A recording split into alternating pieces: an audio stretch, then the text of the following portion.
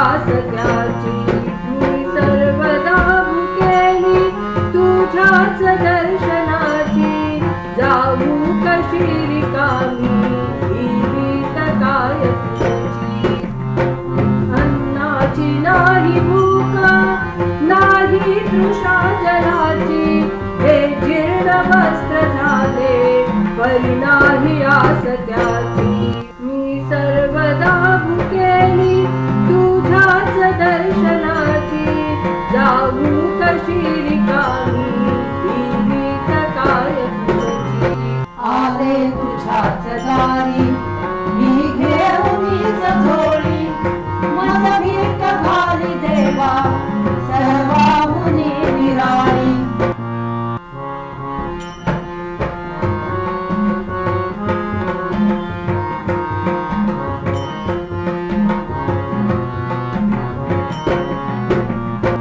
भक्त नाही देवा सेवा कशी करावी पर्यंतरात माझ्या मूर्ती तुझी राहावी रसता कृपा द्यायची झोळी कशी भरावी ही हाक प्रेमलेची ऐकून धाव घ्यावी मी भक्त नाही देवा सेवा कशी करावी पर्यंतरात माझ्या मूर्ती तुझी राहावी नसता कृपा द्यायची झोळी कशी भरावी ही हाक प्रेमलेची ऐकून धाव घ्यावी आले तुझ्याच दारी ही घेऊनीच झोळी मज भीक घाली देवा सर्वाहुनी निराळी.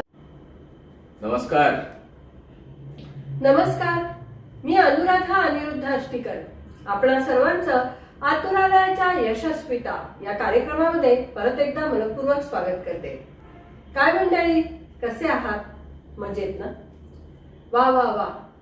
यशस्विताचा 75वा एपिसोड नुकताच तुमच्यापर्यंत पोहोचलाय. तुम्ही सर्वांनी भरभरून प्रतिसाद त्या एपिसोड बद्दल दिला आहे.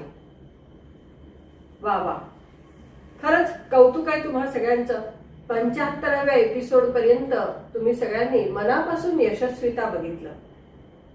तुमच्या लक्षात आलं असेलच 75व्या भागात आपण प्रश्नमंजुषा घेतली आणि त्या प्रश्नमंजुषेमध्ये किती लोकांनी परफेक्ट उत्तरं दिली. प्रत्येक शब्द आणि शब्द आपल्या कानात साठवून तो आचरणात आणण्याचा प्रयत्न तुम्ही सगळे श्रोते करत आहात, याबद्दल खास अभिनंदन. आज 76वा एपिसोड तुमच्यापर्यंत पोहोचवताना खरंच खूप आनंद होतोय. आनंद यासाठीच की जे काही परिश्रम गेले 75 आठवडे आतुरालय घेत आहे त्याचा उपयोग तुम्ही तुमच्या आयुष्यात खूप छान तऱ्हेने करून घेत आहात. आणि त्यासाठीच आता परत नवीन प्रश्न आपण सरांशी चर्चा करूया आणि आपल्या आयुष्यामध्ये योग्य मार्गदर्शन मिळवूया. बरोबर ना? तयार आहात ना सगळे? येस. चला सरांना प्रश्न विचारूया थेट. सर, 75 एपिसोड वेगवेगळ्या विषयांवरचं मार्गदर्शन, एक छान मेजवानी प्रत्येकासाठी होती, बौद्धिक मेजवानी. आता ह्या पुढचा प्रवास सुरू झाला, 100कडे वाटचाल सुरू झालेली आहे. प्रश्न असा मनात आला की अनेक चांगले प्रसंग घडले, काही झालं की सत्यनारायणाची पूजा करण्याची एक पद्धत असते. आता सत्यनारायणाची पूजा वार्षिक पण करणारे लोक आहेत. म्हणजे ते असं सांगतात की दरवर्षी आम्ही ही पूजा करतो. तर ही वार्षिक पूजा अशी दरवर्षी करायची असते का? छान आहे. नेहमीप्रमाणे तुमचा प्रश्न छान आहे. इतके प्रश्न तुम्ही विचारलेत ना, याचं एक उत्तम उदाहरण किंवा एक उत्तम प्रतिसाद एका आपल्या प्रेक्षक म्हणून, श्रोते म्हणून यांनी दिलंय. त्यांचं नाव आहे अश्विन जोशी. अगदी मागच्याच एपिसोडमध्ये त्यांनी असं म्हटलं होतं की अष्टीकरबाई एक एक मोती वेचतात आणि सरांच्या हातात देतात. इतके मोती वेचले गेले आहेत. आता इतके म्हणजे नंबर पण सांगते, 75 मोती वेचले गेले आहेत आणि अदृश्य रूपातली माळ कोणाला दिसते का असा त्यांनी प्रश्न विचारला. अगदी खरंय. आता अदृश्य रूपातली माळ कशी दिसेल हो कोणाला? पण त्यांचं बोलणं इतकं छान होतं ना की त्यांनी असं सांगितलं की हे जे शिंपले आहेत त्याच्यामधले मोती काढणं आणि मग त्याच्याबद्दल माहिती देणं हे सोपं नाहीये, फार कठीण आहे. तुमच्याकडे अशी काही कला आहे की कोणीतरी असंही म्हटलं होतं, परकाया प्रवेश तुम्ही करता आणि त्यांच्या मनातल्या गोष्टी तुम्ही विचारता. क्या बात है. खरंच असं काय आहे का? नाही, परकाया प्रवेश हा प्रकार तर नक्की नाहीये. पण सर, आतुरालयाचा जनसमुदाय सदस्य इतक्या मोठ्या प्रमाणात आहेत ना, आणि इतके लोक सातत्याने, म्हणजे 21 वर्षाचा हा प्रवास, मला असं वाटतं आता जून महिन्यामध्ये आपण 22 वर्ष पूर्ण करतो आहोत. आणि ह्या 21.5 वर्षांमधल्या प्रवासामध्ये असंख्य लोक आले, असंख्य लोक तुम्हाला प्रश्न विचारत होते. योग असा होता की त्यातले काही वर्ष मी तुमच्या सोबत आहे आणि ते प्रश्न ऐकण्याचा योग आलेला आहे. तुम्ही मार्गदर्शन त्याही लोकांना उत्तम तऱ्हेने केलं, पण असं वाटलं की ते तेवढ्याच लोकांपुरतं ते मर्यादित न राहता अनेकांपर्यंत जर पोचलं तर अनेकांना त्याचा फायदा होईल. आणि त्या अनुषंगाने ते प्रश्न समोर येत गेले आणि ते विचारले गेले. छान, मोठा भाग आहे. पण आजचा तुमचा प्रश्न सत्यनारायण. या सत्यनारायण बद्दल आपण खूप बोललोय, त्याच्या प्रसादाबद्दल खूप काही सांगितलंय, त्या पूजेबद्दल खूप काही सांगितलंय. म्हणजे तुम्हाला आठवत असेल की सत्यनारायणची पूजा आम्ही अशा तऱ्हेने बघितली आहे की बालकृष्ण मध्ये बसलेला दिसतो आणि त्याच्या भोवती तुळशींचं जे काही रचना केलेली असते ती इतकी सुंदर असते ना की 1000 तुळशी त्याच्यावर वाहिल्या आहेत असं वाटत पण. आपण असं म्हणतो की या पक्ष्यांची जी काही घरं असतात ती जर बारकाईने बघितली ती इतकं सुंदर दिसतात. मग तशाच तऱ्हेने ही सुंदरता त्या पूजेमध्ये आणणारी लोक मी बघितली आहेत. आता इथे तुमचा जो प्रश्न आहे की सत्यनारायण हा वार्षिक करावा का, तुम्हाला सांगतो. मुळात सत्यनारायणाची पूजा हे व्रत आहे. बरं. आणि हे व्रत काही विशिष्ट गोष्टींसाठी केलं जातं. सरसकट होणारी ही गोष्ट नाही. माझं काहीतरी मागणं असतं, मला काहीतरी हवंय किंवा काहीतरी गोष्ट माझी छान झाली, पूर्ण झाली, यासाठी हे व्रत करण्याचा भाग. जसे अनेक व्रत आहेत. अगदी आपण उदाहरण द्यायचं झालं तो 16 सोमवार हे पण व्रत आहे. आता जेव्हा आपण व्रत म्हणतो तेव्हा त्याच्यासाठी काही नियम असतात. आज सत्यनारायणच्या पूजेच्या वेळेला कोण काय नियम पाळतं का एवढाच प्रश्न आहे. प्रत्येक माणसाला एवढंच माहिती आहे, केळीचे खांब आणायचे, बालकृष्णाची पूजा करायची आणि तुळशी व्हायच्या. आणि फार महत्वाची गोष्ट, प्रसाद सगळ्यांना खायला द्यायचा. हो हो हो, अगदी. म्हणजे ह्या तऱ्हेने हे व्रत नाही होऊ शकत. व्रत कसं होईल तर माझं काहीतरी काम आहे, त्यासाठी मी संकल्प केला आणि त्या संकल्पामध्ये असं म्हटलं की अमुक एक माझं काम होऊ दे, मी सत्यनारायणची पूजा करेन. किती महत्वाची गोष्ट आहे बघा. खरंय. त्या सत्यनारायणापर्यंत आपल्याला पोचायचं आहे. मग या तऱ्हेने जर बारकाईने आपण विचार केले की हे व्रत कसं आहे. आजच्या काळामध्ये व्रत म्हणण्यापेक्षा गेट टुगेदर आहे. हो हो. तिथे बसलेलं जोडपं असेल किंवा एक मुलगा असेल, फार कंटाळलेला असतो. बरोबर. कारण सगळे गप्पा मारतायत, सगळे मजा करतायत आणि हा आपला तुळशी वाहतोय. किती अवघड होऊ शकेल. बरोबर. मग हे खरंच व्रत झालं का, तर जसं मी म्हटलं ना, हे गेट टुगेदर झालं. अनेक लोकांना बोलवा, त्यांच्याबरोबर हसा, मजा करा, जेवण करा आणि निमित्त काय तर सत्यनारायणाची पूजा. बरोबर. तर होतं काय की ही पूजा उरकून घेण्याचे प्रकार आहेत. आता उरकून म्हणजे काय, तर बरेच जण सकाळी पूजा करून घेतात हो. आणि संध्याकाळी सगळ्यांना आमंत्रण देतात तीर्थ प्रसादाला या. बरोबर. मग काही एक नाश्त्याची डिश बिश दिली की झाली. मुळात पूजा ही संध्याकाळी झाली पाहिजे. बरं. तिन्ही सांजा हं, ही पूजा होण्याचा भाग महत्वाचा आहे. हं. आणि संध्याकाळी पूजा करायची आहे तर जो पूजेला बसणार आहे, जोडपं असेल किंवा तो मुलगा असेल की जे कोणी असणार आहे, त्यांनी दिवसभर उपास करायचा. हे व्रत. बरं. आज एवढा वेळ उपास करायला लागण्यापेक्षा 1-1:30ला जेवायला मिळालं पाहिजे म्हणून 8 वाजता गुरुजींना बोलावतात, 9 वाजता बोलावतात की चला 1.5-2 तासात पूजा उरकून घ्या, हं, आम्ही जेवायला मोकळे. हं. हे व्रत होऊ शकत नाही. बरोबर. आता मी असंही तुम्हाला सांगेन, काहीच न करण्यापेक्षा हे केलेलं चांगलं. हं, हं, पण जर तुम्हाला व्रत म्हणून करायचंय तर ते वार्षिक नाही होऊ शकत. हं, हं. तर ते विशिष्ट गोष्टींसाठी, विशिष्ट कामासाठी संकल्प करून केला जाणारा जो भाग आहे ते व्रत आहे. हं. मग व्रत आलं की बंधनं आली. खरंय. हे सगळं लोकांना नको आहे. कैक लोक तुम्हालाही माहिती असतील, अभिमानाने सांगतात की दरवर्षी आम्ही सत्यनारायणची पूजा करतो. हं, हं. विशिष्ट दिवस ठेवलेले आहेत. हो.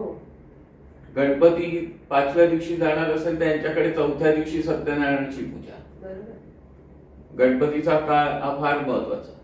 तर त्यावेळेत काय लोक येतात, गणपतीचंही दर्शन होतं, सत्यनारायणाचंही होतं. एवढ्या ताकदीचे देव जर एकाच वेळेला घरात आले ना, हं. तर घरामधली काय ऊर्जा वाढेल बघा. खरंय, खरंय. पण त्या तऱ्हेने झालं तर ऊर्जा वाढेल. अगदी बरोबर. इथे काय आहे, सत्यनारायणची पूजा करायची आहे म्हणून गणपतीची पूजा तितपतच. हं, हं. कारण सत्यनारायणची पूजा आहे ना, आटपायला पाहिजे. बरोबर. मुळात मी असं म्हणतो, आटपूत नका, संध्याकाळी करा. हं, हं. पण ते सुद्धा काय आहे, नित्यकर्मासारखं वार्षिक कार्य आहे असं ते नाहीये. हं, हं. हा भाग लोकांच्या लक्षात येत नाही. बरोबर. बरेच लोक 15 ऑगस्ट 26 जानेवारी असा मुहूर्त घेतात. उद्देश काय असतो, गेट टुगेदर केलं तर लोक जास्त संख्येने येतील. खरंय. पण मी असं लोकांना सांगेन की हे व्रत म्हणून करा. त्यावेळेला उपास तापास फार महत्वाचा आहे. डेकोरेशन आज आपण स्वतः करत नाही, बाहेरनं रेडीमेड काहीतरी आणतो. मग उंदीर हलणारा असतो, अमक्याच्या पाठीवर अमुक ठेवलंय आणि त्याच्यावर पूजा मांडली आहे वगैरे, अशा काही गोष्टी असतात. खरी पूजा कशी असली पाहिजे, तर चौरंग असला पाहिजे, 4 केळीचे खांब त्याला बांधून त्याची आरास केली गेली पाहिजे. यासाठी वेळ लागतो, म्हणून पूजा संध्याकाळी करायची असते. दिवसभर उपास करायचा असतो आणि ती व्रताला सुरुवात होते. आता ज्या वेळेला अशा तऱ्हेने व्रत करून आपण काही करतो, मुळात काय संकल्प केलाय, त्यानंतर व्रत केलाय आणि योग्य वेळेला पूजा केली आहे. बरोबर. अगदी सगळ्यांना प्रचलित असेल, बऱ्याच जणांना माहिती असेल, पौर्णिमेच्या दिवशी सत्यनारायणची पूजा संध्याकाळी करणारे बरेच लोक आहेत. हो, हो. आहेत, आहेत. आणि ते सुद्धा पूजा करतात ना, हे वर्ष नाहीये, दर महिन्याला. हं, हं. त्यांना विचारा कशासाठी करतात. हं. बघा, नित्य पूजा किंवा वार्षिक कार्य आपण कशासाठी करतो, तर काही देवाकडे न मागता माझी सेवा रुजू करायची आहे म्हणून. हं. पण व्रत कशासाठी करतो, तर माझं हे काम कर, मला हे दे, हे एक प्रकारचा नवसच आहे. खरंय, खरंय. असं म्हणेन की सकाळी पूजा करत असाल तर वाईट नाही, पण व्रत म्हणून जर करायचं असेल तर त्याला नियम आले आणि ती बंधनं आली. हं. मग तशा तऱ्हेने जर आपण काही पूजा अर्चा करायला सुरुवात केली तर किती आनंद मिळेल आयुष्यात बघा. खरंय. त्या ईश्वराची कृपा व्हावी हा महत्वाचा उद्देश आहे. हं. पूजेला सर्वसाधारण 1.5-2 तास लागतात. रेग्युलर पूजा केली तर 2.5-3 तास लागतात. आणि माझ्या माहितीत लोक आहे ते 5-5 तास करतात. बरं.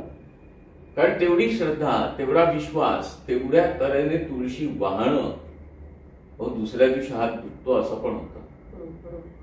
पण ते व्रतच आहे ना, त्याचा तुम्हाला त्रास वाटला पण पाहिजे तर काहीतरी काम होणार आहे तुमचं. हं, हं. सहज जर हे सगळं झालं असतं तर किती सोपं होतं. खरंय, खरंय. जे तुम्हाला सांगितलं तर आश्चर्य वाटेल, गमतीचा भाग आहे हा. पण असं करणारे लोक आहेत की माझ्या घरात येऊन दर महिन्याला सत्यनारायणची पूजा करून जा. ब्राह्मणालाच सगळं सांगतात, त्याला दक्षिणा देऊन टाकतात. तो बिचारा येतो, आरास बिरास करतो, सकाळी पूजा आटपतो, प्रसाद करतो आणि निघून जातो. पुण्य कोणाला मिळणार आहे? ऑफकोर्स आतापर्यंतच्या एपिसोड मध्ये तुम्ही जे काही आमच्यापर्यंत पोहोचवण्याचा प्रयत्न केलेला आहे त्याचा अभ्यास केला तर निश्चितच ते फळ गुरुजींना मिळायला हवंय. नक्कीच. ह्याच्या पलीकडे तुम्हाला सांगतो, घरात माझ्या जमणार नाही म्हणून देवळामध्ये जाऊन पूजा करणारे लोक आहेत. आता ह्या व्रताची सांगता ही पूजा आहे आणि ती जर बाहेर जाऊन तुम्ही केली तर तुमच्या घराला काय फायदा आहे त्याचा? काहीच नाही. समाजामध्ये अशी लोक सुद्धा आहेत की आम्ही 121 सत्यनारायणची पूजा करणार आहोत, कोणाला नाव नोंदवायचं तर नोंदवा आणि अमुक रक्कम द्या, सगळं बेनिफिट द्या, पैसे घेऊन. आणि आम्हाला आनंद काय? आम्ही जाऊन तिकडे पूजा केली. काय पूजा केली? काही नाही. तुमच्या घराला त्याचं बेनिफिट मिळालं पाहिजे, तुमच्या घरातल्या प्रत्येक व्यक्तीला त्याचं बेनिफिट मिळालं पाहिजे, यासाठी तुम्ही मेहनत करायची आहे तुमच्या वास्तूत. आता हे बोललं तर तुम्ही परत म्हणाल की ऐकायला सोपं आहे सर, पण नेहमीच जमेल का? करू नका. व्रत आहे ते, तुम्हाला कोणीही फोर्स केलेला नाहीये. जमत नसेल तर हात जोडा, तो ईश्वर तुम्हाला आशीर्वादच देणार आहे. पण जर त्याच्यासाठी काही करायचं आहे तर ते व्यवस्थित करा, साधा आणि सोपा. खरंय खरंय.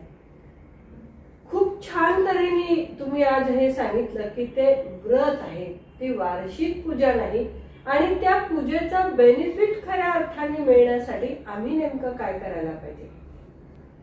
काय म्हणता मंडळी, आलं का लक्षात? सार्वजनिक ठिकाणी पैसे भरून एकत्रितपणे पूजा करणं याचा बेनिफिट आपल्याला मिळेलच असं नाही. तुम्ही जसा उल्लेख केलात सार्वजनिक सत्यनारायण, आता या सार्वजनिक पूजेमध्ये सुद्धा वार्षिक म्हणून धरलं जातं. बर बर. आणि त्याच्यामध्ये सुद्धा बिल्डिंग मधल्या एक एक रहिवाशाचा नंबर लागतो. हो हो हो, बरोबर. त्याची काय अपेक्षा असणार आहे? बिल्डिंग साठी काही प्रार्थना करतो तो? काही नाही. बरं, ह्या सार्वजनिक पूजेमध्ये जर राजकीय नेत्यांनी एखाद्या प्रवेश केला पूजा चालू असताना तर ती पूजा थांबवली जाते. बरोबर.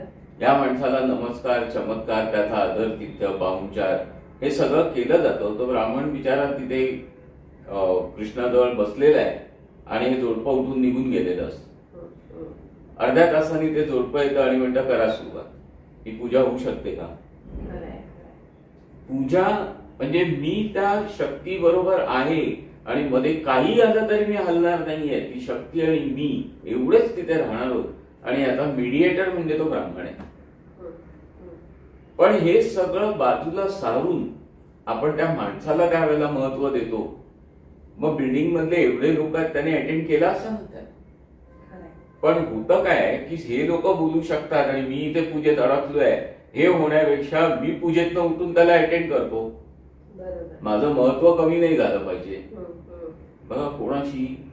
व्यक्तीशी, शक्तीशी झालं तरी चालेल. शक्ती बोलत नाही, बोलत नाही, पण ती परिणाम विचित्र देऊ शकते ना. मग जर त्या शक्तीशी कनेक्ट झालात ना तर हा माणूस कितीही मोठा असू दे हो, त्याच्या हातात आहे याला कसं ठेवायचं. पण हे जमत नाही लोकांना. खरंय सर, तुम्ही अगदी तंतोतंत बारकाईने प्रत्येक गोष्टीचा अभ्यास करता आणि त्याचाच फायदा आमच्या सगळ्यांपर्यंत पोहोचवत आहात. घडतं असं की एखाद्या व्यक्तीला आपण मान द्यायला जातो पण शक्तीचा नकळत अपमान आमच्याकडनं होत असतो. खरंय सर.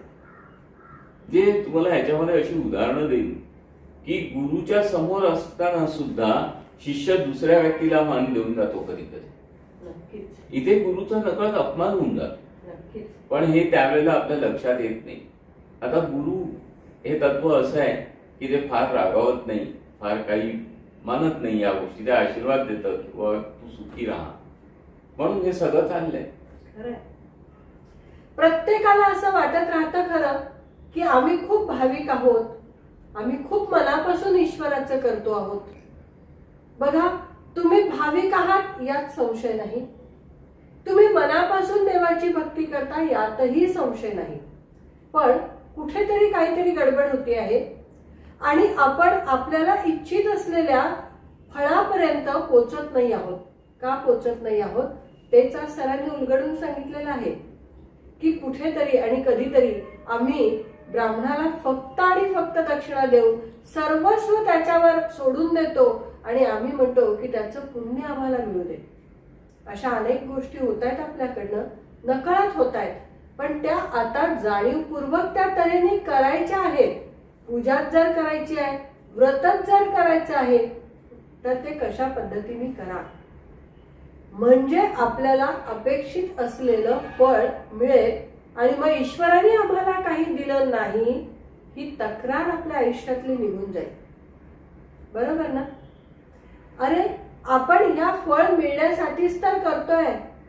सर जे म्हणतात की अध्यात्मासाठी अध्यात्म थोडं अवघड आहे. अध्यात्मासाठी अध्यात्म होणं साधं एखाद्या माणसासाठी आपण काम करतो ना, तिथून पण आपल्याला परताव्याची अपेक्षा असते. मग ईश्वराच्या भक्तीचं काय हो? त्याच्यासाठी आम्ही इतरांपेक्षा खूप जास्त करतो असंच आपलं म्हणणं आहे ना. बघा, अध्यात्मासाठी अध्यात्म घडेल तेव्हा घडू देत आपल्याकडनं. एक एक पाऊल सर टाकतात त्या मार्गावरून चालत ते साध्यही होईल. पण आज आपण म्हणूया की कळत न कळत होणाऱ्या चुका बाजूला करून जे करतो आहोत ते परफेक्टली व्हावं इकडे जागरूक राहूया. जमेल ना? सोपं आहे. दिवसभराचा एक उपवास, रात्री जेवायचंच असतं प्रसादाचं छान अगदी जेवण. चला तर मग ज्यावेळी आपल्याला वाटेल की हे व्रत करायचं आहे त्यावेळेला सगळ्या नियमांना धरून आपण हे व्रत करूया आणि आपल्याला अपेक्षित असलेलं फळ मिळवूया. तुम्हा सगळ्यांना या प्रयत्नांसाठी खूप खूप शुभेच्छा. पुन्हा नवीन प्रश्नासह आपण पुढच्या एपिसोडमध्ये पुढच्या रविवारी भेटणार आहोतच. धन्यवाद.